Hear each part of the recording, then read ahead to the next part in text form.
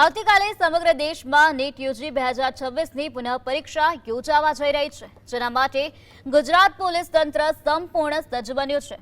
પરીક્ષામાં કોઈ પણ પ્રકારની ગેરરીતિ ન થાય અને શાંતિપૂર્ણ માહોલ જળવાઈ રહે તે માટે પેપર ટ્રાન્સપોર્ટેશનથી લઈને આન્સર શીટ્સના પરિવહન સુધીના દરેક તબક્કે અત્યંત કડક સુરક્ષા પ્રોટોકોલ લાગુ કરવામાં આવ્યા છે।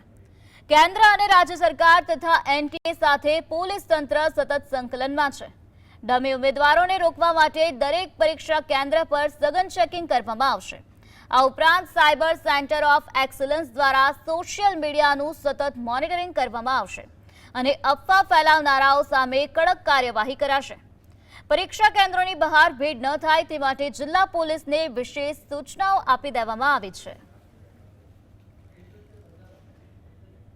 પરીક્ષા કેન્દ્ર પર કોઈ ઇમ્પર્સોનેશન કદાચ હોય કે કોઈ ડમી કેન્ડિડેટ્સ હોય તો એ સંદર્ભમાં પણ પોલીસે શું તકેદારી રાખવી અને અન્ય પરીક્ષાર્થીઓની કામગીરી ડિસ્ટર્બ ન થાય એ હેતુસર પણ યોગ્ય સૂચનાઓ આપેલી છે।